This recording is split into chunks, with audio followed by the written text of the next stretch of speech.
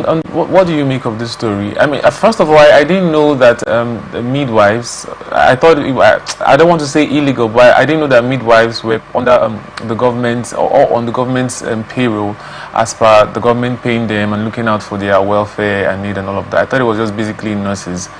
No, but midwives, yeah, they are medical practitioners. They are healthcare. So are they kind of are they kind of below, or okay, their focus is just basically a childbirth? Yeah, they play a lot of role in assisting in childbirth and another. But the basic thing is that they are healthcare workers. Okay. Yeah, so they are an essential part of the healthcare system. Of course, most times midwives come from the nursing cadre and develop to that stage. So medical system is already in a crisis situation. So government should not be allowing these things to happen every now and again. If there is an agreement, like you see, the thing is that most of the times these agreements are agreements willingly entered by government. Why do they drag their feet to implement it? Why do they allow a strike situation for every of these strikes? Now they've been on strike. If this news is anything to go by, they've been on strike by 12 a.m. from 12 a.m. today. That's about over people who would have needed their services, who wouldn't have been able to access it. And 12 hours, for crying out loud, is enough time for things to go on. So what am I saying? In essence, government should understand the implication of having go on strike. If government appreciates what these guys do and the implication of their being off duty, it is the nature of their work makes it a 24-hour service. That's why you always have somebody on the shift. So you can imagine what happens if for a whole 12 hours nobody is working, nobody is attending to somebody who needs medical attention. We say, oh, it's just the nurses, a lot of the doctors are there, but there is city cars, lab attendants and all those things. So we shouldn't create a situation where already our system is already in shambles. So the little we have going, we should health practitioners not being treated rightly. And anytime this issue is being raised, the first thing you hear is their intention to move out to another country that would probably treat them better. What's the guarantee that if they get there, they'll have a better treatment or even get a job, especially considering the fact that they are coming from midwives, for example, that they're coming from this part of our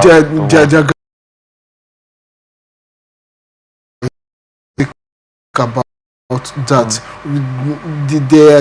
These people have their colleagues who has moved abroad and they get feedback from them, and every now and again if you go to the internet and discover that nursing is one of the hottest in demand jobs in the Western world in particular, because they appreciate them. So if they go out, they are highly needed. But the thing is this: they go abroad to make greener, to get better service. It is to the advantage of that society they are going to, and to the disadvantage of our own society and our healthcare system. So for the individual medical practitioner to ensure that we don't create a situation where our medical practitioners are living in droves, and this is not just in the medical practitioner.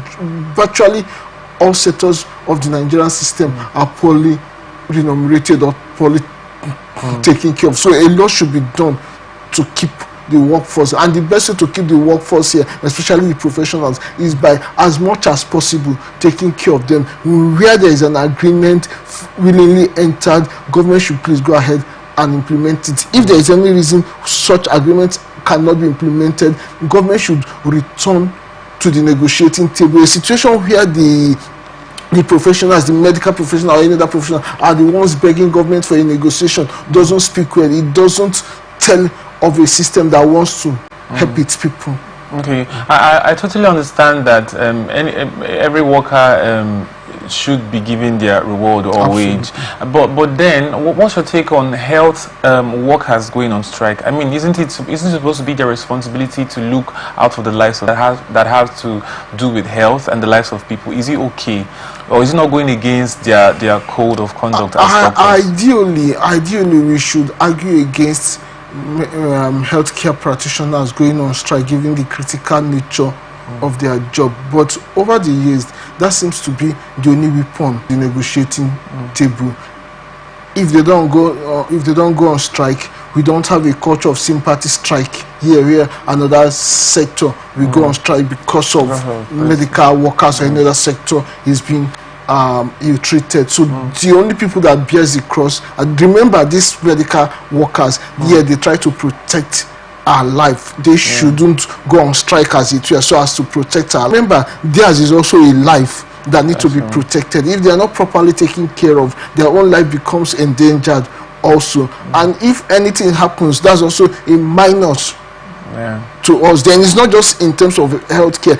The minus is not just in terms of healthcare. They have a family that look up to them for daily sustenance. I mean, we don't have a system that I don't know anywhere in the world where there is such a system anyway, that gives scholar or free education because your parents or your guardian is a medical practitioner.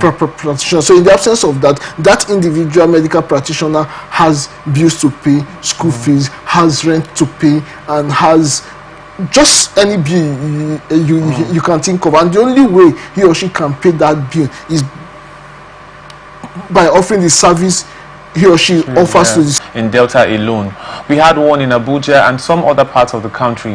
What is with this get rich quick syndrome? What is wrong with us, and how do we prevent this? And I think that should be my question, sir. What's all the from that day? And you know, the issue of jungle justice may also further point to the lack of confidence in the government to be able in the system, in the system, maybe the judiciary and the police system to do justice, you know. And it is not a fantastic thing, it's not a fantastic place to be for a civilized society, but definitely everybody need to think out how we can curb this menace. Like the news said, it's becoming too much. In less than a month or thereabouts, yes, we have had 3 cases. There is the case of the Timile in Nasarawa state. There is this now. There is the Abuja. I mean, it has been making the system more agitated. But definitely, then you ask the question of if their employment there around, if there is, you know, the ordinary person is assured of a decent living, definitely it will be difficult to recruit more people into this kind of lifestyle. Okay, thank you, sir. And then on the part of the jungle justice, do you think those people involved should be punished? I mean, what do you think? Beyond being a crime, justice being done to people who has carried out jungle justice is how do you even identify them? In most cases, it may not be easy to identify the actual victim who carried out that act of setting the person on fire. Otherwise, if they can be identified, I think the law should make a statement. Because in that process, it's also possible. The danger with jungle justice, maybe not just in this case, the general about jungle justice, is that an innocent person may become a victim. True. Just because the irate mob couldn't hear, they just acted immediately. You know, we have had cases like that even in Port Harcourt. If you remember the Alu 4, you know, it was later found that the normal legal process we are allowed to take its course. Probably those guys will still be alive today, because in the case of or in the process of the legal process, it would have been unveiled who they truly are and saved that gruesome death. So it's safe for us to say that these people are now taking the laws into their hands because they do not have the faith in the system to carry out what they are expected to. It could be part of it. It could be the general mobs not thinking and acting spontaneously and other. But definitely one thing that should be a take-home is that there is need to keep on carrying out enlightenment against jungle justice, and then to follow through where victims, where there is a citizen arrest, you know, people arrest and hand over to the police or any other security agency. Justice should be done and be seen to have been done. People's confidence need to be built in the system. Thank you very much. Thank you so much for your contributions on all of the stories that we had today. This is where we wrap it up on this episode of Atlantic Society Watch. Once again, thank you so much, sir, for gracing our show. It's always a pleasure to have you. We are open for advert placements, news and events coverage, personality, society and political interviews, product, service, promotion and commercials. You can connect with us on all our ATN socials, Facebook and YouTube, Atlantic Television Network, Instagram and TikTok, Atlantic TV Network 1, on Twitter, Atlantic TV Net. You can watch us live on our website, www.atlanticnetwork.tv. Remember that peace and unity are the pathways to progress. Thank you for watching. I am Francis Neka.